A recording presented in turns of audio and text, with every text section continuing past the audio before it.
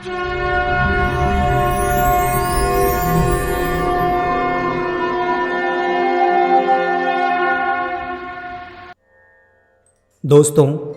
आज हम सुनेंगे सिंहासन बत्तीसी की 23वीं लोक कथा। ये 23वीं कथा 23वीं पुतली धर्मवती द्वारा सुनाई गई थी। ये कथा कुछ इस प्रकार है।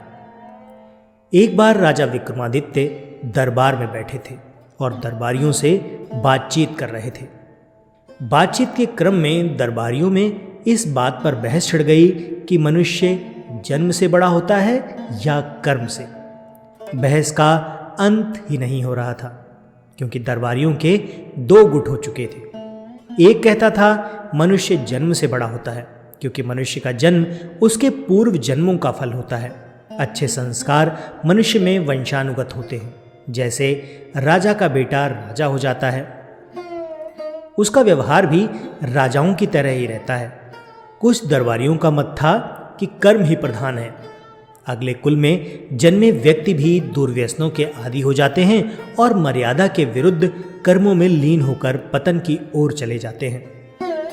अपने दुष्कर्मों और दुराचार के चलते कोई सामाजिक प्रतिष्ठा प्राप्त नहीं कर सकते और सर्वत्र तिरस्कार ही पाते हैं। इस पर पहले गुट ने तर्क दिया कि मूल संस्कार नष्ट नहीं होते। जैसे कमल का पौधा कीचड़ में रहकर भी अपने गुण नहीं खोता, गुलाब कांटों पर पैदा होकर भी अपनी सुगंध नहीं खोता, और चंदन के वृक्ष पर सर्पों का वास होने से भी चंदन अपनी सुगंध और शीतलता बरकरार रखता है, कभी भी विषैला नहीं होता। दोनों पक्ष अपने अपने तर्कों द्वारा अपने को सही सिद्ध करने की कोशिश करते रहे। कोई भी अपना विचार बदलने को तैयार नहीं था। विक्रम चुपचाप उनकी बहस का मजा ले रहे थे। जब उनकी बहस बहुत आगे बढ़ गई तो राजा ने उन्हें शांत रहने का आदेश दिया और कहा कि वे प्रत्यक्ष उदाहरण द्वारा करेंगे। उन्होंने आदेश दिया कि जंगल से एक सिंह का बच्चा पकड़कर लाया जाए। तुरंत कुछ शिकारी जंगल गए और एक सिंह का नवजात शावक उठा कर ले आए। उन्होंने एक गडरिये को बुलाया और उस नवजात शावक को बकरी के बच्चों के साथ पालने को कहा। गडरी के समझ में कुछ नहीं आया, लेकिन राजा का आदेश मानकर वो शावक को ले गया। शावक की परवरिश बकरी के बच्चों के साथ होने लगी। वो भी भूख मिटाने के लिए बकरियों का दूध पीने लगा। जब बकरी के बच्चे बड़े हुए तो घास और पत्तियां चरने लगे। शावक भी पत्तियां बड़े चाव से खाता। कुछ और बड़ा होने पर दूध तो वो पीता रहा, मगर घास और पत्तियां चाहकर भी नहीं खा पाता था। एक दिन जब विक्रम ने उसे शावक का हाल बताने के लिए बुलाया तो उसने उन्हें बताया कि शेर का बच्चा एकदम बकरियों की तरह व्यवहार करता है। उसने राजा से विनती की कि उसे शावक को मांस खिलाने की अनुमति दी जाए, क्योंकि शावक को अब घास और पत्तियां अच्छी नहीं लगती। विक्रम ने साफ मना कर दिया और कहा कि सिर्फ दूध पर उसका पालन पोषण किया जाए। गडरिया उलझन में पड़ गया। उसकी समझ में नहीं आया कि महाराज एक मांसभक्षी प्राणी को शाकाहारी बनाने पर क्यों तुले हैं। वो घर लौट आया। शावक, जो कि अब जवान होने लगा था, सारा दिन बकरियों के साथ रहता और दूध पीता। कभी कभी बहुत अधिक भूख लगने पर घास पत्तियां भी खा लेता। अन्य बकरियों की तरह जब शाम में उसे दड़बे की तरफ हाँका जाता तो चुपचाप सिर झुकाए आगे बढ़ जाता और बंद होने पर भी कोई प्रतिक्रिया नहीं करता। एक दिन जब वो अन्य बकरियों के साथ चल रहा था तो पिंजरे में बंद एक सिंह को लाया गया। सिंह को देखते ही सारी बकरियां डर के भागने लगी, तो वो भी उनके साथ दुम दबाकर भाग गया। उसके बाद राजा ने गडरिये को उसे स्वतंत्र रूप से रखने को कहा। भूख लगने पर उसने खरगोश का शिकार किया और अपनी भूख मिटाई।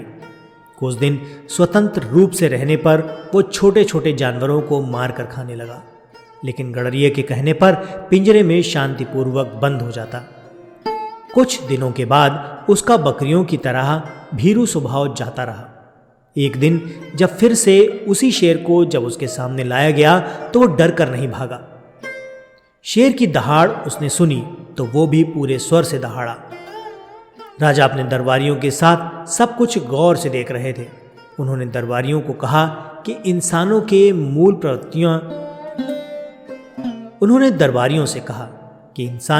प्रवृत्तियां शेर के बच्चे की तरह ही जन्म से होती हैं। अवसर पाकर वे प्रवृत्तियां स्वतः उजागर हो जाती हैं, जैसे कि इस शावक के साथ हुआ। बकरियों के साथ रहते हुए उसकी सींग वाली प्रवृत्ति छिप गई, मगर स्वतंत्र रूप से विचरण करने पर अपने आप प्रकट हो गई। उसे ये सब किसी ने नहीं सिखाया, लेकिन मनुष्य का सम्मान कर्म के अनुसार किया जाना चाहिए। सभी सहमत हो गए, मगर एक मंत्री राजा की बातों से सहमत नहीं हुआ। उसका मानना था कि विक्रम राजकुल में पैदा होने के कारण ही राजा हुए, अन्यथा 7 जन्मों तक कर्म करने के बाद भी राजा नहीं होते। राजा मुस्कुराकर रह गए। समय बीतता गया। एक दिन उनके दरबार में एक नाविक सुंदर फूल लेकर उपस्थित हुआ। फूल सचमुच विलक्षण था और लोगों ने पहली बार इतना सुंदर लाल फूल देखा था। फूल के उद्गम स्थल का पता लगाने के लिए राजा ने अपने मंत्रियों को भेजा। वे दोनों उस दिशा में नाव से आगे बढ़ते गए जिधर से फूल बहकर आया था।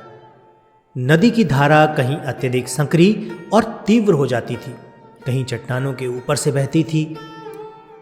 नदी की धारा कहीं अत्यधिक संकरी हो जाती थी तो कहीं तीव्र हो जाती थी, कहीं चट्टानों के ऊपर से बहती थी। काफी दुर्गम रास्ता था। बहते बहते नाव उस जगह पहुंची जहां किनारे पर एक अद्भुत दृश्य था। एक बड़े पेड़ पर एक योगी उल्टा लटका हुआ था और वो जंजीरों से जकड़ा हुआ था। जंजीरों की रगड़ से उसके शरीर पर कई गहरे घाव बन गए थे। उन घावों से रक्त चू रहा था, जो नदी में गिरते ही रक्तवर्ण पुष्पों में बदल जाता। कुछ दूरी पर ही कुछ साधु बैठे तपस्या में लीन थे। जब वे कुछ और फूल लेकर दरबार में वापस लौटे तो मंत्री ने राजा को सब कुछ बताया। तब विक्रम ने उसे समझाया कि उस उल्टे लटके योगी को राजा समझो और अन्य साधनारत सन्यासी उसके दरबारी हुए। पूर्व जन्म का ये कर्म उन्हें राजा या दरबारी बनाता है। अब मंत्री को राजा की बात समझ में आ गई। उसने मान लिया कि पूर्व जन्म के कर्म के फल के रूप में ही किसी को राजगद्दी मिलती है। अब उसने भी मान लिया कि पूर्व जन्म के कर्म के फल के रूप में ही किसी को राजगद्दी मिलती है। तो दोस्तों, ये तो थी सिंहासन बत्तीसी की आज की कथा। ये कथा आपको कैसी लगी कमेंट करके ज़रूर बताइए। वीडियो पसंद आया है तो इसको लाइक करके चैनल को सब्सक्राइब ज़रूर कर दीजिएगा। आज के वीडियो में फ़िलहाल इतना ही। मिलते हैं अगले वीडियो में ऐसी ही किसी रोचक कहानी या फिर लोक कथा के साथ। तब तक के लिए आपका धन्यवाद।